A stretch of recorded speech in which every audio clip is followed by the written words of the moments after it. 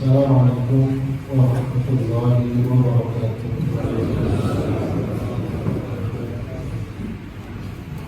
Allahu Akbar, Allahu Akbar, Allahu Akbar,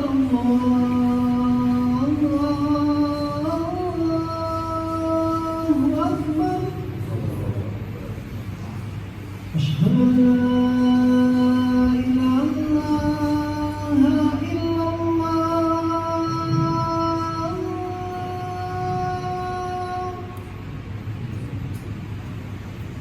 Asyhadu an la ilaha illallah.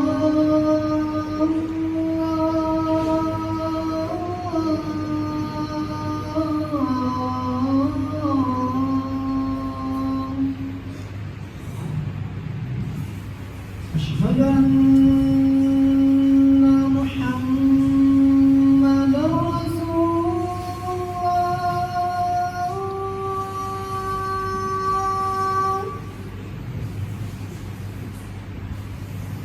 Asyhadu anna Muhammadar Rasulullah.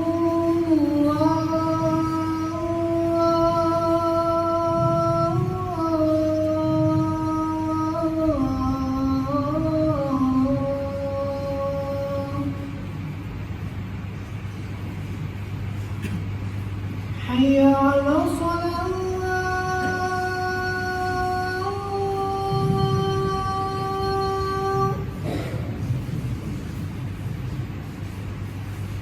Hayya 'alas shalah.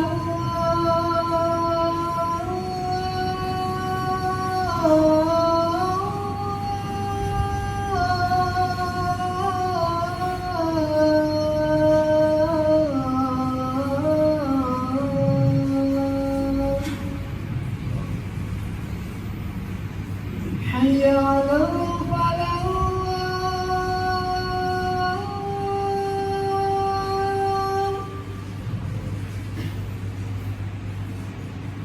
Hayya 'alal falah.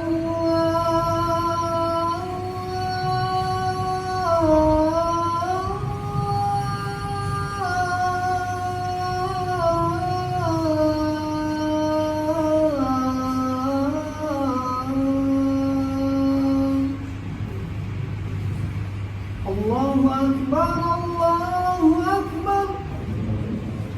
La ilaha illallah.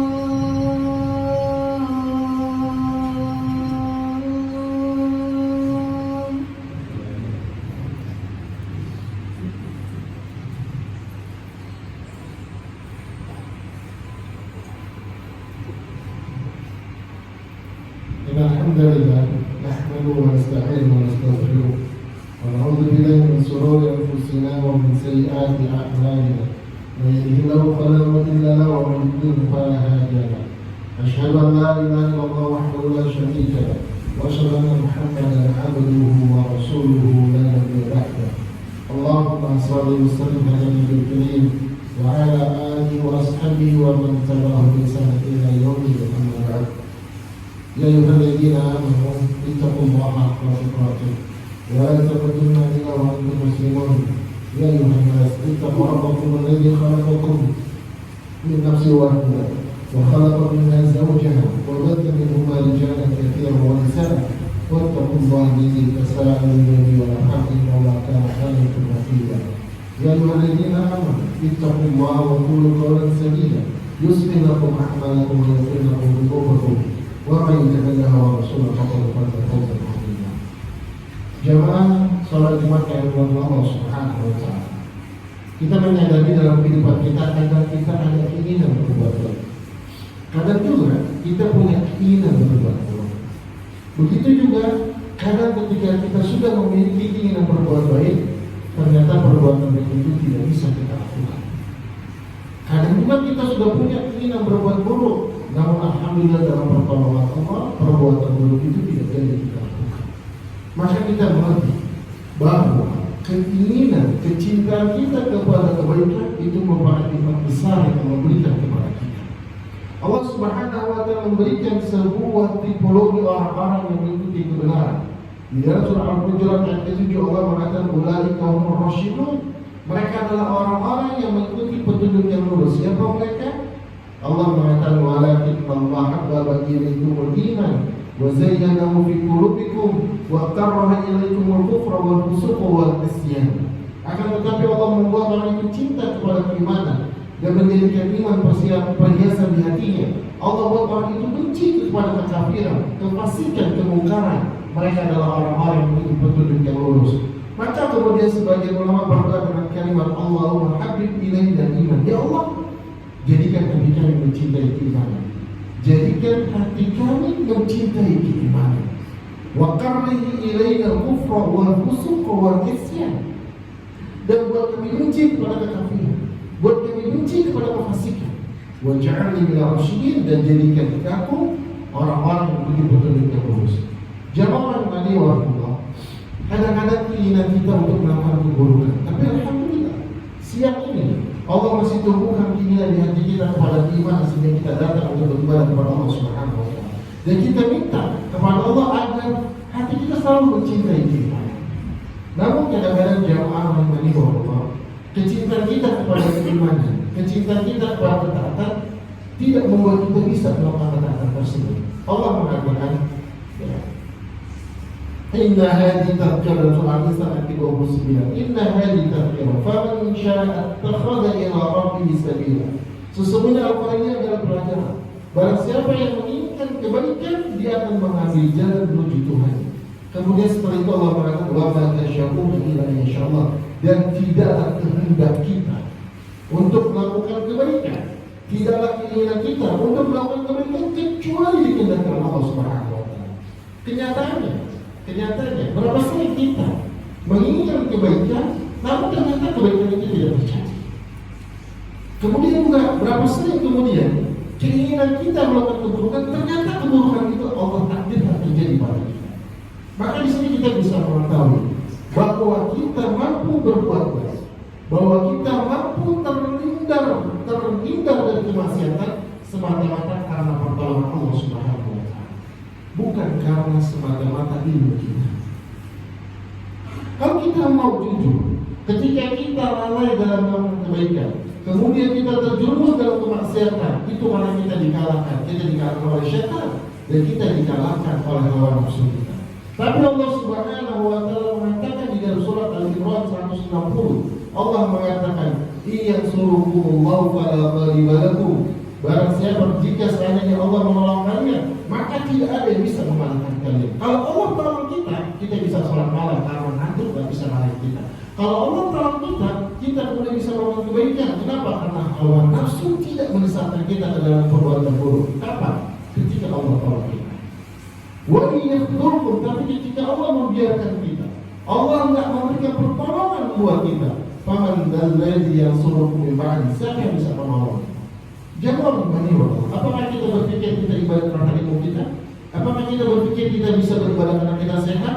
Apakah kita berpikir kita bisa ibadah karena punya waktu luang? Tidak. Kita bisa beribadah karena ditolong oleh Allah Subhanahu wa Ta'ala. Maka para ulama kemudian mengingatkan kita ketika kita membaca firman Allah dalam surah Al-Fatihah, kita mengatakan iyyaka na'budu, kepadamu ya Allah semata kami beribadah. Setelah itu kita mengatakan wa iyyaka nasta'in, kepada Allah ya Allah semata kami meminta pertolongan. Ulama mengatakan sesungguhnya kita bisa beribadah karena ditolong oleh Allah. Jamaah yang beribadah kepada Allah. Untuk itu perlu kiranya kita mengetahui apa-apa yang bisa mendatangkan pertolongan Allah Subhanahu wa Ta'ala. Apa-apa yang bisa mendatangkan pertolongan Allah Subhanahu wa Ta'ala agar kita ditolong oleh Allah. Bukankah kita mendengar kisah Nabi Muhammad SAW sebelum beliau diangkat menjadi Nabi, beliau punya keinginan untuk bergabung dalam sebuah pesta seperti walimah untuk mendengarkan musik. Kemudian Rasulullah SAW menitipkan gembalanya kepada temannya. Kemudian Rasul turun ke tempat diadakannya pesta tersebut. Apa yang terjadi? Allah tidurkan Rasulullah SAW. Ketika Rasulullah terbangun, acaranya sudah selesai. Allah tolong Nabi Muhammad SAW sehingga tidak masuk dalam kemaksiatan dan itu terjadi 2 kali. Kemudian Rasulullah SAW mengatakan, setelah itu aku tidak lagi punya keinginan untuk menegakkan mesti aku berbuat maksiat. Artinya kadang-kadang kelemahan jiwa kita mendorong kita untuk melakukan kemaksiatan. Pada saat itu iman gak bisa menolong kita. Pada saat itu akal gak bisa menolong kita, dan kita butuh pertolongan Allah untuk menolong kita sehingga kita bisa terbebas dari kemaksiatan. Apa yang harus kita lakukan? Yang pertama, yang harus kita lakukan agar pertolongan Allah itu selalu datang kepada kita, selalu kita meyakini kelemahan diri kita tanpa pertolongan Allah Subhanahu wa Ta'ala. Dan itu menimbulkan bentuk ketergantungan kepada Allah yang amat sangat. Itu menimbulkan panjatan doa-doa kepada Allah Subhanahu wa Ta'ala. Sebagaimana Nabi SAW, manusia yang sudah dijamin masuk surga, setiap pagi Nabi menunjukkan kelemahan dirinya, Nabi menunjukkan kelemahan ilmunya, Nabi menunjukkan kelemahan ibadahnya, dan Nabi mengatakan cuma Allah yang bisa membuat Nabi istiqamah. Nabi mengatakan, Ya Hayyu, Ya Qayyum, Ya Rahmatika Astaghis, wa Zat yang Maha Hidup, wa Zat yang mengatur segala urusan, dengan rahmatmu aku meminta pertolongan. Aslih li sya'ni kulli, aslih li sya'ni kullah, perbaikilah seluruh urusanku, perbaiki agamaku, perbaiki keluargaku, perbaiki ibadahku. Wala takilni ila nafsi tarfat ain, jangan serahkan urusanku kepada diriku walaupun sekejap mata. Takutnya Nabi SAW, takutnya Nabi SAW ketika urusannya nggak dipegang oleh Allah walaupun sekejap mata, dengan kualitas keilmuan Nabi Muhammad SAW kepada kita. Bukankah Nabi SAW yang mengajarkan kita setiap habis sholat kemudian mengatakan, Allahumma a'inni ala dzikrika wa syukrika wa husni ibadati. Perasaan kita tidak mampu berzikir kecuali kepada Allah, maka Nabi mengajarkan kita minta kepada Allah, Ya Allah, bantu aku untuk berzikir kepadamu, bantu aku untuk bersyukur kepadamu, bantu aku untuk bisa beribadah baik kepadamu. Inilah menjadi sebab yang pertama yang mendatangkan pertolongan Allah Subhanahu wa Ta'ala, yaitu menghadirkan lemah hati kita dan tidak pernah berhenti kita minta tolong kepada Allah Subhanahu wa Ta'ala.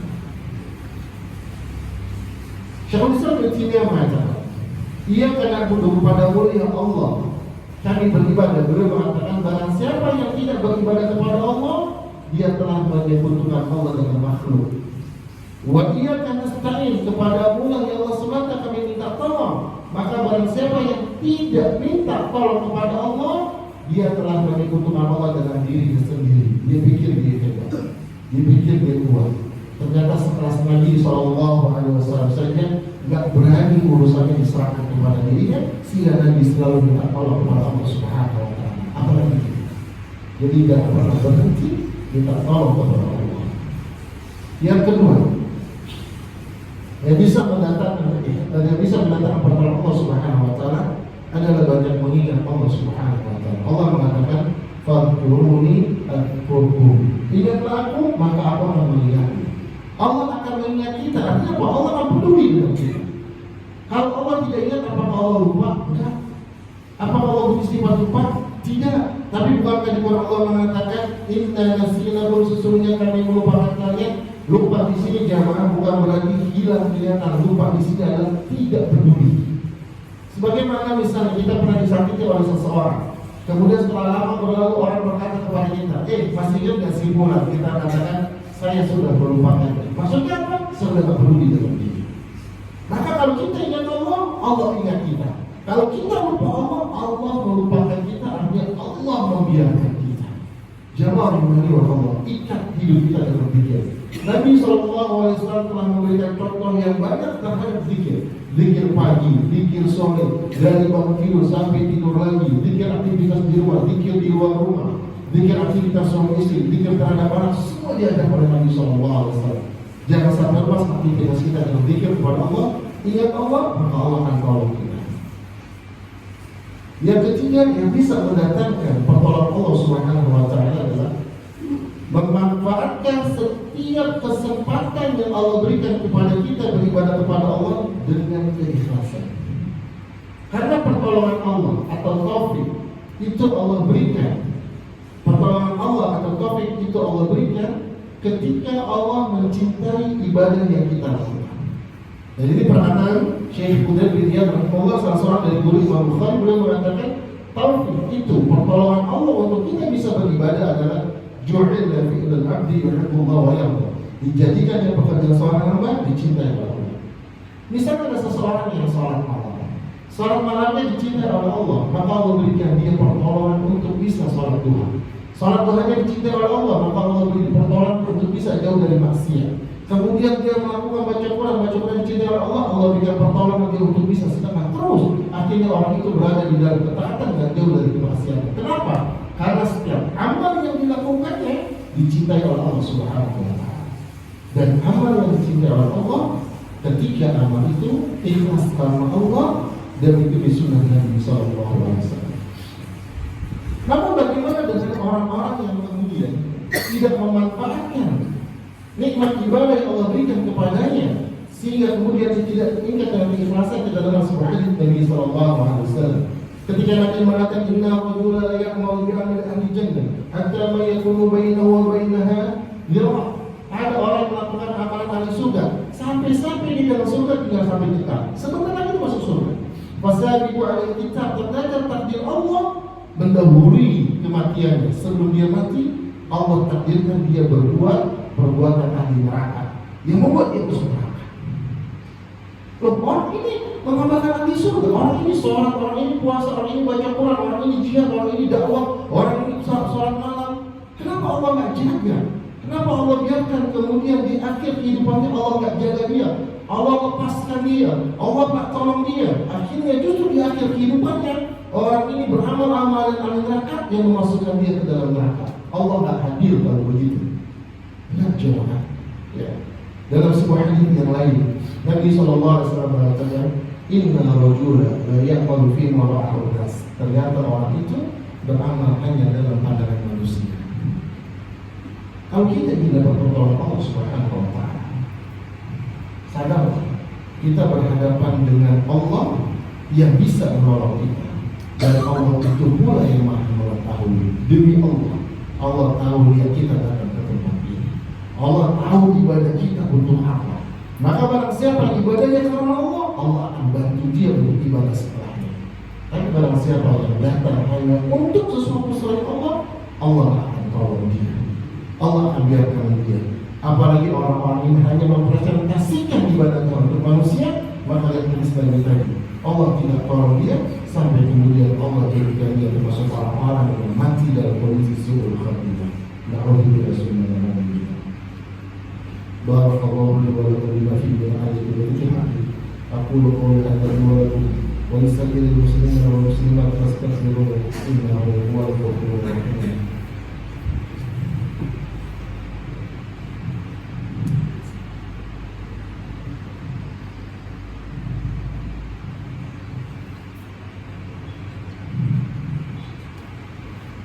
Alhamdulillah ala ni'amihi wa syukru lahu ala taufiqi wal imtinani.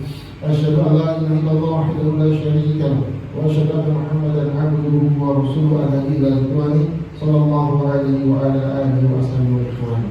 Jamaah rahimahullah. Itulah sebab-sebab yang datang mendatangkan pertolongan Allah. Maka ada pun sebab-sebab yang membuat Allah meninggalkan kita. Ya. Ada pun sebab-sebab yang membuat Allah meninggalkan kita, yaitu kita melakukan apa-apa yang kemudian menjadi lawan dari yang mendatangkan pertolongan Allah dan juga kesombongan. Orang-orang yang sombong, orang-orang yang merasa dirinya lebih baik kemudian menolak kebenaran, maka Allah akan tinggalkan dia. Bapak-bapak yang rahimahullah, silakan nanti mungkin cari di Google. Ketik Abdullah Al-Qasim. Abdullah Al-Qasim seorang penulis. Wafat tahun 1999 berkebangsaan Saudi, lulusan dari Al-Azhar Mesir. Beliau menulis sebuah kitab As-Sara'atu Bainal Islam wal Wathaniyah, pergulatan antara Islam dan penyembah berhala, dan kitab ini berisi 2.500 halaman. Dengan kitab ini banyak orang yang kembali kepada tauhid. Dengan kitab ini banyak orang yang kembali kepada Islam. Sampai-sampai sebagian ulama mengatakan kepada raja di Saudi, faqad isfara al-Qasim jannatan bi kitab. Sungguh Al-Qasimi sudah beri surga dengan kitabnya. Tulisnya begitu. Apa yang terjadi? Allah wafatkan dalam kondisi surga. Gimana orang kita? Gimana orang itu? Maka sebagian ulama memberikan kesaksian seakan-akan Al-Masih ini sudah di surga dengan kita. Tapi ternyata Allah takdirkan dalam kondisi murtad. Ternyata diketahui beliau salah satu sebabnya, beliau adalah orang yang sombong, orang yang sulit menerima kebenaran, dan orang yang sering meremehkan manusia. Maka dari itu, ya, dengan menyadari bahwa kita tak bisa mendapatkan apapun di dunia ini, baik prestasi-prestasi dunia maupun prestasi-prestasi agama kecuali pertolongan Allah, membuat kita tak berani sombong. Kenapa? Karena kalau dari Allah habislah kita. Inna Allah wa malaikatahu yusholluna 'alan nabi ya ayyuhalladzina amanu shallu 'alaihi wa sallimu taslima. Allahumma shalli 'ala Muhammad wa 'ala ali Muhammad kama shallaita 'ala Ibrahim wa 'ala ali Ibrahim innaka Hamidum Majid. Wa barik 'ala Muhammad wa 'ala ali Muhammad kama barakta 'ala Ibrahim wa 'ala ali Ibrahim innaka Hamidum Majid.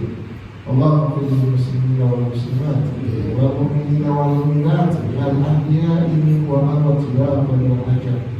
Allahumma inna nas'aluka bi anna lakal hamd la ilaha illa anta wahdak la syarika lak al-mannan badi'us samawati wal ard ya dzal jalali wal ikram habbib ilayna al-iman wa zayyinhu fi qulubina wa qarrib ilayna al-kufra wal fusuq wal isyan waj'alna min ar-rashidin. Allahumma inna nas'aluka bi anna nashhadu annaka Allah la ilaha illa anta al-ahad as-samad lam yalid wa lam yulad wa lam yakul lahu kufuwan ahad an taghfir lana wa tarhamna. Allahumma inna nas'aluka at-thabata fil amr wal 'azimata 'ala rushdi wa mujibata rahmati wa 'azaima maghfirati. Allahumma inna nas'aluka shukra ni'matik wa hasuna 'ibadatik wa nas'aluka qalban saliman wa lisanan sadiqan. Allahumma inna nas'aluka min al-khairi ma ta'lam wa na'udzu bika min asy-syarri ma ta'lam wa nastaghfiruka lima ta'lam innaka antal 'allamul ghuyub. Allahumma aslih lana dinana alladhi huwa ismatu amrina wa aslih lana dunyana allati fiha ma'adna wa aslih lana akhiratana allati fiha ma'adna waj'al al-hayata ziyadatan lana fi kulli khair waj'al al-mauta rahatan lana min kulli syarr. Allahumma anta rabbuna wa la rabba lana siwa fansurna in tansuruna la ghaliba lana wa in takhdurna man dhal ladhi yansuruna min ba'di. Ya Allah, Engkau Tuhan kami, ya Allah, dan kami tidak memiliki Tuhan kecuali Engkau, ya Allah. Ya Allah, Engkau Tuhan segala sesuatu, ya Allah. Ilmu meliputi yang baik, kekuasaanmu meliputi seluruh makhluk. Ya Allah, tolong kami, ya Allah. Jika Engkau menolong kami, tidak ada yang bisa mencelakakan kami, ya Allah. Namun jika Engkau tinggalkan kami, ya Allah, sesungguhnya tidak ada yang bisa menolong kami selain Engkau.